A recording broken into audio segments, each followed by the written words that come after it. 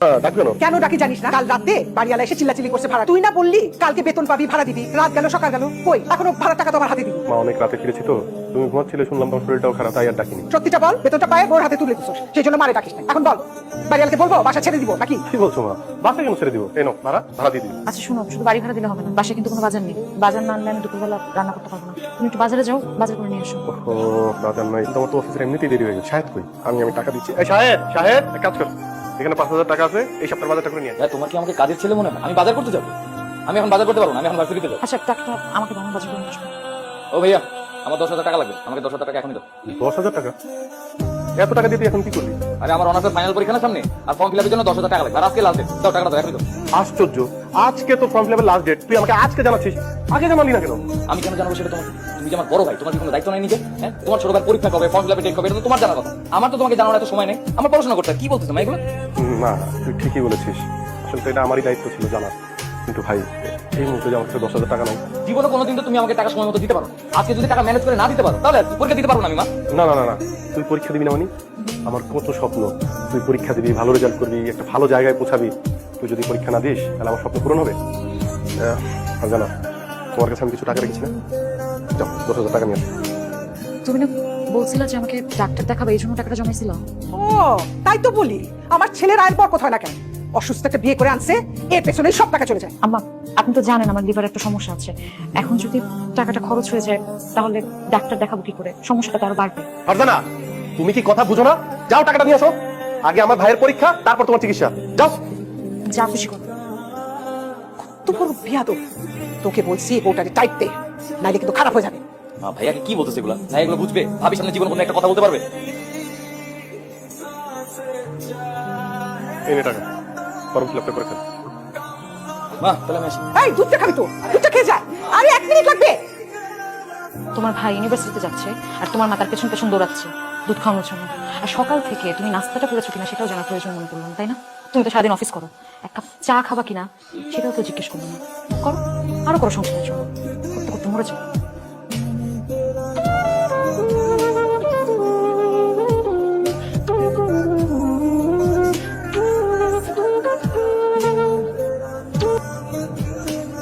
ভাইজান, চলেন ভাইজান। আরে মিজান সাহেব, আপনি রাইড শেয়ার করেন? জি ভাই, ওই অফিসের পর একটু রাইড শেয়ার করি। কি বলেন ভাই? আপনি যখন 9টা থেকে সন্ধ্যা পর্যন্ত অফিসে হাড় ভাঙা পরিশ্রম করেন, তারপর আবার রাতে রাইড শেয়ার করেন? আরে ভাই, আমি তো অফিস থেকে বাসা যাওয়ার পরে যে ঘুম দেই, সকালবেলা তো ঘুম দিয়ে উঠতে পারি না, আমার ঠেলে তাকে আমার অফিসে পাঠায়। আপনার কতদিন কইলাম যে অফিসে এসে চলেন, সবাই সাথে একটু আড্ডা দেই, কফি খাই, কিন্তু তাহলে কোনো আড্ডাই দেন না, রাইড শেয়ার করেন। এই জন্য আপনি আমাদের সাথে আড্ডা দিতে আসেন না। ঘটনা কি ভাই? আপনি একটা শিক্ষিত ছেলে, ভালো একটা চাকরি করেন, আপনি রাইড শেয়ার করেন কেন? আমার তো বাবা নাই, আমার পরিবারের সব দায়িত্ব আমার কাঁধে। আমার ছোট ভাইটা অনার্সে পড়ে, ওর পড়ালেখাটা শেষ হলে একটা চাকরি বাকরি হইলে আমার একটা গতি হয়। তাছাড়া আমার মা অসুস্থ, তার চিকিৎসা, তার মেডিসিন সব কিছু আমার দেখা লাগে। বাসা ভাড়া, এতগুলি মানুষের খাওয়া দাওয়া সব আমার একার উপরে। যা বেতন পাই তা দিয়ে তো ভাই আর সংসার চলে না, তাই এই অফিসের পরে একটু রাইড শেয়ার করি। আচ্ছা, বড় ভাইরা বলে এমনই হয়। ভাই আপনার কাছে একটা অনুরোধ, অফিসের পরে যে আমি রাইড শেয়ার করি, এটা আপনি অফিসের কাউরে বলবেন না। জানেনই তো অফিসের সবার মন তো আর একরকম না, আশাআশি করবো আমার টিটকারি দিন। প্লিজ ভাই, আপনার কথা দেন। মিজান সাহেব, আপনি বলছেন আমি কেন অফিসে বলতে যাবো? আপনি আপনার পরিবারের জন্য এত করেন, এখনকার সময় ছেলেমেয়েরা তো পরিবার দিকে তাকাই না। ভাই আপনাকে নিয়ে আমার গর্ব হইতেছে, আমি অফিসের কাউরে কথা বলবো না। অনেক ধন্যবাদ, জানেন ওঠেন ওঠেন, আমি আপনার নামে দিতেছি।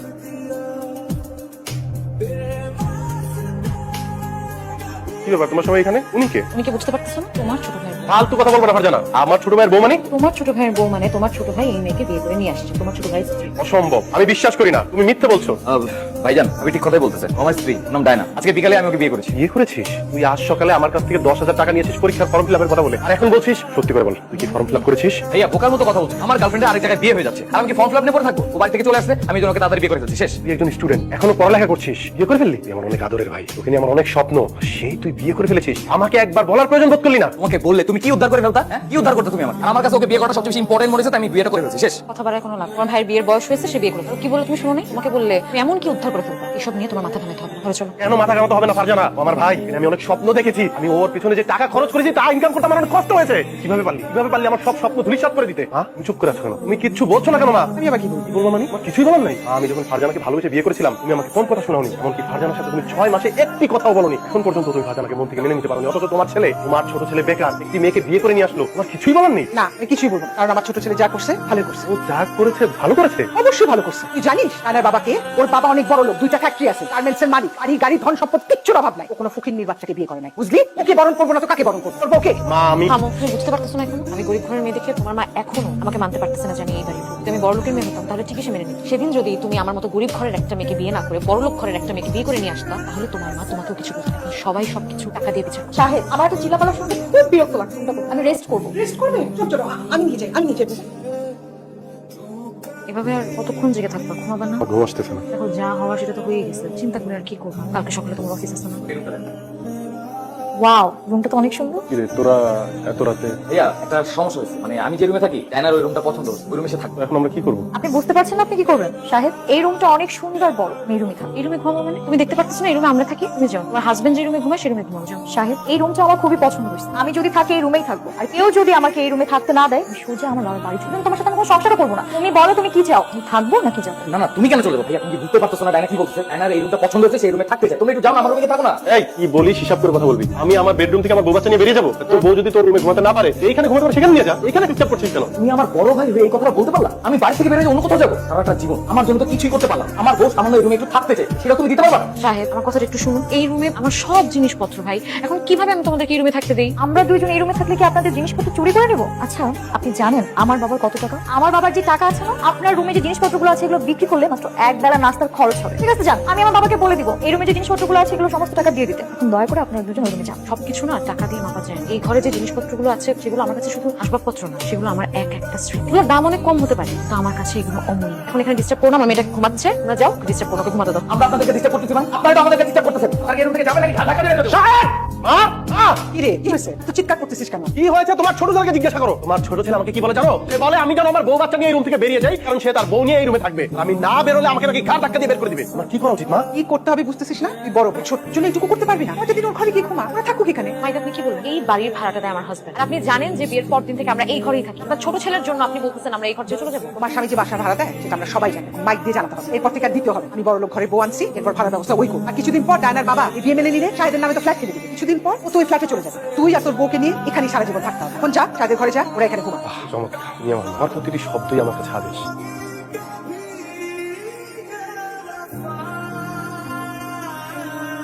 তুমি যা বলবো কার কথা শোনা দাম থাকবে। কি ব্যাপার? এখানে দাঁড়া দাঁড়া কি বুঝি? আব্বা থাকলে শায়দ কোনদিন আমার সেই আচরণ করতে পারে। আমার কষ্টটা কিছুটা হইলো আব্বা বুঝতে। তোমার আব্বা তোমার কষ্টের অংশীদার হইতো, তোমার আব্বা তোমার কষ্ট বুঝতো, কিন্তু তোমার মা সে কি? সে তোমার আপন মা না? তোমার কি মনে হয় মাঝে মধ্যে জানো সে তোমার আপন মা? সে তোমার সৎ মা। নাইলে কোনো মায়ের পক্ষেও এতটা নিচে নামা সম্ভব না। যেই মা জানে যে তার বড় ছেলে ঘরের খরচ দেয়, বাড়ি ভাড়া দেয়, তো তার ছোট ছেলের জন্য সেই মা আজকে মাঝরাতে ছেলের বউ নাতনিকে ঘর থেকে বের করে দিল। বিবেকে একবারও লাগলো না? মনে হলো না যে সে কাজটা ভুল করতেছে? আর তোমার ভাই, যেই ভাইয়ের জন্য তুমি দিনের পর দিন খেয়ে না খেয়ে অফিস করছো, সে কি মূল্যায়ন করলো তোমাকে? বাইরের এক মেয়েকে আজকে বিয়ে করে নিয়ে আসা সবার সামনে কি বললো যে তোমাকে গলা ধাক্কা দিয়ে ঘর থেকে বাইর করে দিবে। প্লিজ ফারজানা, প্লিজ আরেকটা কথা বলুন, আমি নিতে পারছি না ফারজানা। কি ব্যাপার বৌমা, তুমি এখন থালা বাসন ধুতেছো, নাস্তা রেডি করো নাই? না, করে নি, 1 ঘন্টা সময় দেন, হয়ে যাবে। 9টা বাজে। ছোট বৌমা যদি উঠে নাস্তা না পেলে কি ভাববে বলো তো? আম্মা, আমি কি করবো বলেন তো? আপনার নাতনি নতুন ঘরে ঘুমাইতে পারে নাই, সারা রাত কান্নাকাটি করছে। না আপনার ছেলেকে ঘুমাইতে দিচ্ছে, না আমি ঘুমাইতে পারছি। এই জন্য উঠতে লেট হয়ে গেছে। এখন আমি নাস্তা বানাই দিয়েছি, নাস্তা বানাই সবাইকে ডাকছি। সারা রাত যখন ঘুমাও নাই, সকালবেলা নাস্তাটা বানাই তারপর ঘুমাইতা। কি চমৎকার কথা! সারা রাত আমি না ঘুমাই নাস্তা বানাবো, আর আপনার ছোট ছেলের বউ যে এখন পর্যন্ত ঘুমাইতেছে, ওকে ডাকবেন, ওকে বলে নাস্তা বানাইতে। ও মা, এখনই হিংসা শুরু করে দিছো। মাত্র মেয়েটা আসছে, তুমি আমি রান্না করে পাঠাবো। তুমি জানো কত বড় লোকের মেয়ে, এসব কাজও করতে পারবো? বিয়ের আগে এইসব কাজ না আমিও করি নাই। এই আপনাদের সংসারে এসে এইসব কাজ করা আমি শুরু করছি। সংসারের সব কাজ যেহেতু আমি করি, কেউ যেন আমার উপর এসে মাথা বুড়ি না করে, আমাকে কাজগুলো করতে দেয়, আমি আমার সময় মতো কাজগুলো করে ফেলবো। বৌমা মুখে মুখে তর্ক করবা না, খুব খারাপ হয়ে যাবে। খারাপের আর কি বাকি রাখছেন আম্মা? আমাকে একটু বলেন তো। এবার সকালবেলা বাসার মধ্যে তুমি হালকা উচিত কাজটা চাচ্ছি কিসের? বলে জিজ্ঞেস কর, তালা বাজে 9টা, কোনো নাস্তা রেডি হয় নাই। সেটা জিজ্ঞেস করছি, সে আমার যা তা বলা শুরু করছে। আম্মা একদম মিথ্যা কথা বললেন না। তোমার মা আমার সাথে চিল্লাচিল্লি করতেছে কেন আমি এত লেট করে ঘুম থেকে উঠছি, অথচ তার ছোট বউ যে এখনো ঘুমায় আছে সেই দিকে তার কোনো মাথা ব্যথা নাই। আমি যেন এখন পর্যন্ত সবার জন্য, তার ছোট বউয়ের জন্য নাস্তা বানাই, গরম গরম নাস্তা টেবিলে দেয়, এই জন্য সে চিৎকার চেঁচামেচি করতেছে। শোনো, তোমাকে আমি সাফ সাফ জানাই রাখছি যে আমি যদি নাস্তা বানাই তোমার জন্য বানাবো, আমার শাশুড়ির জন্য বানাবো, আর আমার মেয়ের জন্য বানাবো। অন্য কারোর জন্য আমি নাস্তা বানাইতে পারবো না। এই বাড়িতে থাকতে হলে আমার সবার জন্য নাস্তা বানাতে হবে। আমি পারবো না। আরে কিন্তু মা, এই সকালবেলা এত চিল্লাপালা কেন শুরু করছে? আমার বউ শান্তিতে ঘুমাইতে পারতেছে না। কিছু হয় নাই, যা তুই যা ঘুমা। সে কিছু না, বোর দোষ লুকাস কেন? আমি তার নাস্তা বানাতে বসি, সে সাফ সাফ বলে দিছে ওরা তোর বোর জন্য নাস্তা বানাতে পারবে না। নাস্তা খাওয়ার জন্য আমরা একদম বসে আছি তো। আপনারা কষ্ট করে নাস্তা বানানো লাগবে না, দরকার পড়লে আমরা হোটেল থেকে খাবার নিয়ে খাবো। আমি কিন্তু একটা জিনিস খেয়াল করতে হইতে না হইতে তোমার বউ সবসময় মায়ের সাথে চিল্লাপালা করে, কিন্তু আমি একদম সহ্য করতে পারবো না। আর আপনাকে আর তা কোনোদিন যদি আপনি আমার মায়ের সাথে খারাপ ব্যবহার করেন না, চিল্লাপালা করেন না, তাহলে কিন্তু খুব খারাপ হয়ে যাবে। আপনাকে বলে দিলাম। এই তুমি কি খবর করবা? হ্যাঁ, আঙ্গুল নামে কথা বলবা। নাস্তা তুমিই বানাবা। কি হবে নাস্তা বানালে? তোমার হাত পথে যাবে, পথে গেলে যাবে, তুমি মারা যাবা, যাবা তুমি মারা। আমি তোমাকে খবর দিয়ে আসবো। এইবারকে তুমি যতদিন থাকবা নাস্তা তুমি বানাবা। এইবার বাড়িতে তুমি ছাড়া আর নাস্তা বানানোর তো কেউ নাই। যাও তোমরা যাও, নাস্তা বানানোর পর তোমাদের খবর দেওয়া হবে। যাও।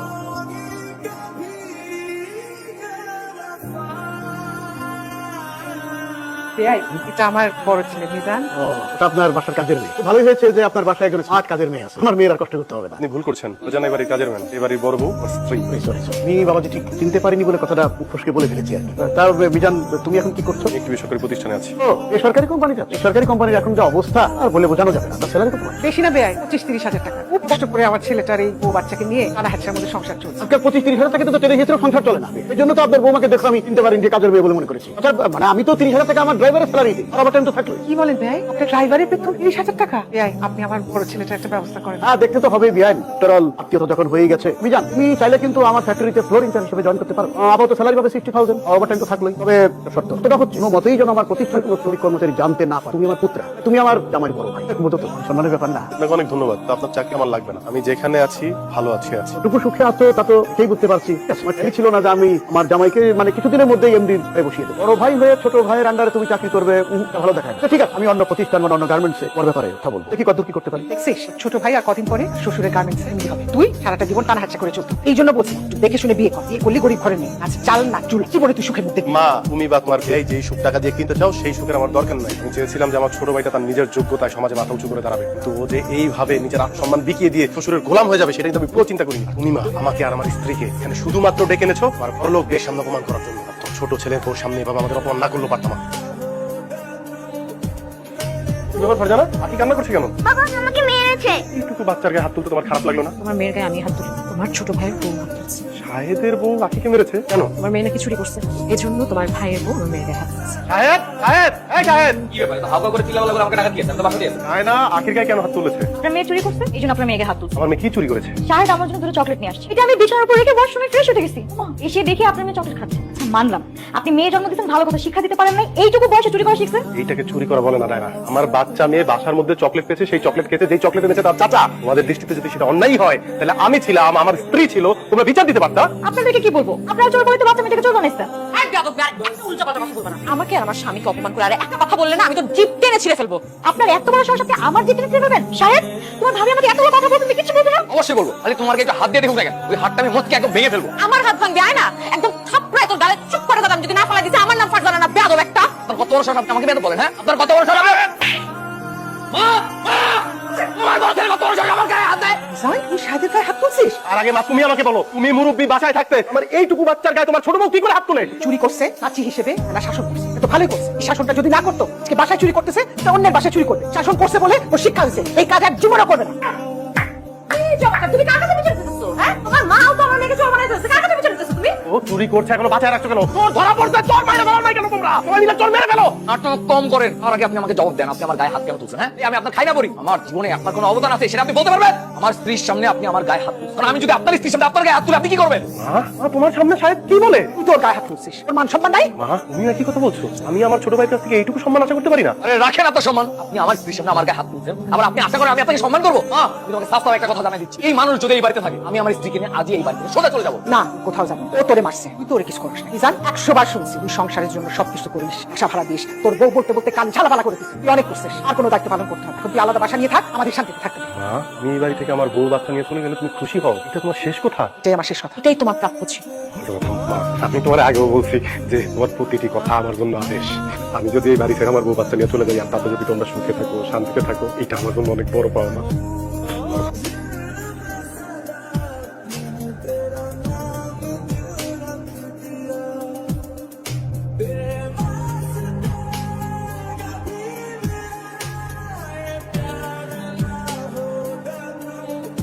ভাবি, ভাবি, ভাবি, এই, সালাম আলাইকুম। রাহেন আপনার ভাই ভাই, আপনার সমস্যাটা কি কোন দেখি? গত মাসের ভাড়াটাও আমার বাকি রয়েছে, বললেন এই মাসের 5 তারিখে 2 মাসের ভাড়া একসাথে দিবেন। আজকে 20 তারিখ পার হয়ে যেতেছে, ভাড়ার নামে কোনো খবরই নাই। গ্যাস বিল, পানি বিল, বিদ্যুৎ বিল, এগুলি কি আমার দেওয়া লাগে না ভাবি? এগুলো আমি কান্নে দিই কোন দেখি? 2 মাসের বাড়ি ভাড়া আমার 30,000 টাকা এখন দিবেন, না দেওয়া পর্যন্ত আমি এত শুনুন। আপনি একটু শান্ত হন, আমরা একটু সমস্যার মধ্যে আছি তো। আমি আমার ছেলেটা ডাকতেছি, দেখি ওর ব্যবস্থা করতে পারি কিনা। শাহেদ, শাহেদ, তুই এদিকে আয়।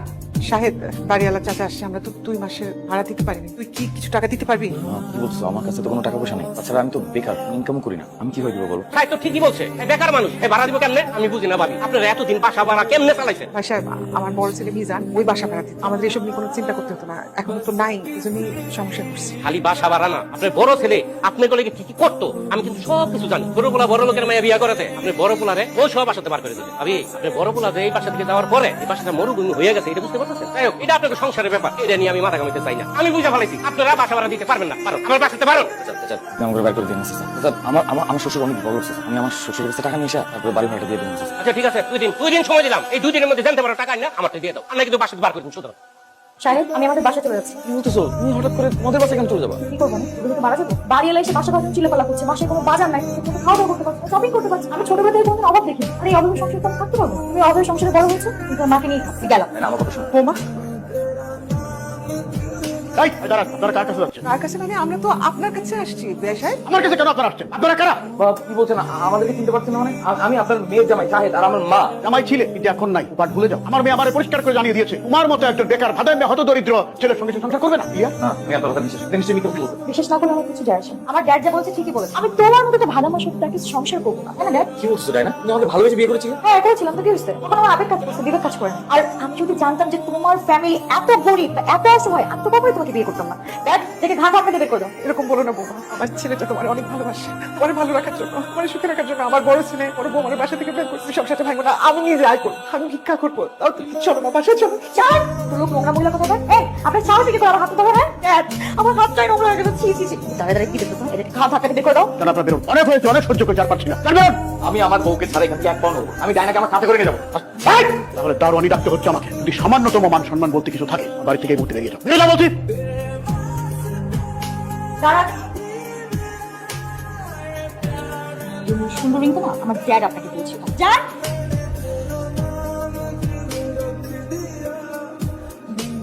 আমার মা, আমার ভাই, ওরা কেমন আছে? মিজান ভাই, আমি তো সারাদিন গেটে থাকি, ভিতরের খবর খুব ভালো করতে পারি না। আমার যেটা মনে হচ্ছে খুব বেশি ভালো নেই। কালকে দেখলাম বাড়িওয়ালা এসে খুব চিল্লাপাল্লা করছে। বাড়ি আলা ফিল্লামাল্লা করছে, এটা শাহেদের শ্বশুর। এইখানে কিছু টাকা আছে, এই টাকাটা আপনি আমার মার হাতে দিবেন, দিয়া বলবেন যাতে ঘর ভাড়া দেয়, বাজার করে, ফলমূল কিনা খায়। পারবেন না ভাই? ভাইজান, টাকাটা আপনি আমার হাতে দিচ্ছেন কেন? আপনি ভিতরে যে ওদের হাতে দেন, আপনি দিলে আপনার মা ভাই ওরা খুব খুশি হবে না? ভাই রে, আমি গেলে যদি খুশি হইতো তাহলে স্যার আমি আপনার হাতে টাকা দিই। আপনার মা আছে না ভাই? আমার বাড়ি একটু দেখেন। ভাই রে মানুষ। আজকে আমার জন্য আমাদের পরিবারের এই অবস্থা। আমার বড় ভাই কত কষ্ট করে আমার পড়ালেখা করেছে, কত কষ্ট করছে আমার জন্য। আর আমি পড়াশোনা বাদ দিয়ে একটা বড় লোকের মেয়ের বিয়ে করে বড় লোক হতে চাইছি। কিন্তু আমি বুঝতে পারি শ্বশুর বড় লোকেরই হয় না, নিজের আগে বড় লোক হবে। শ্বশুরের টাকা কোনোদিন আমার টাকা না। মা, আমার বড় ভাইয়ের টাকা ছিল আমার টাকা, কারণ আমার সুখে ছিল তার সুখ, আমার কষ্টে ছিল তার কষ্ট। বড় ভাই যে কত আপন, বড় ভাই যে ছোট ভাইয়ের মাথার উপর বট বৃক্ষের মতো ছায়া, এটা আমি এখন বুঝতে পারতেছি। মা, আমার বড় ভাই আমার খুব মনে পড়তেছে। মা, বড় ভাই একদম সত্য কথা বলছে। মা, একদম সত্য কথা বলছে। বড় লোকের মেয়েকে বিয়ে করে আমার জীবনটা একদম ধ্বংস হয়ে গেছে। ভাই, একদম ধ্বংস হয়ে গেছে। আমার বড় ভাই আমি খুব মিস করতেছি। আর কান্নাকাটি করবো না, আমরা সবকিছু গুছাইনি, বাসা ভাড়া দিতে পারিনি, বাড়িওয়ালা কার ধাক্কা দিয়ে বের করে দেওয়ার আগে আমরা নিজেরাই চলে যাই। মা, কান্নাকাটি করবো না। মা, ভাই, আমি কি ভিতরে আসবো?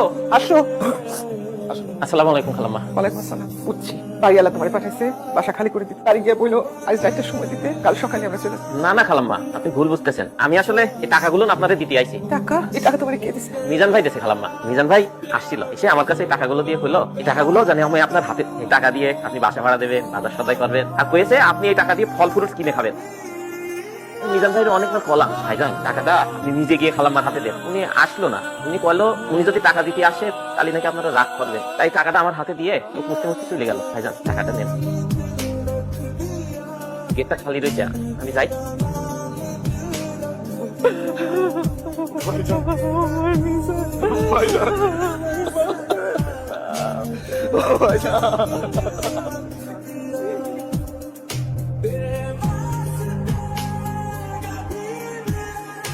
তুমি কেমন আছো? তোমাকে আমি অনেক মিস করেছি।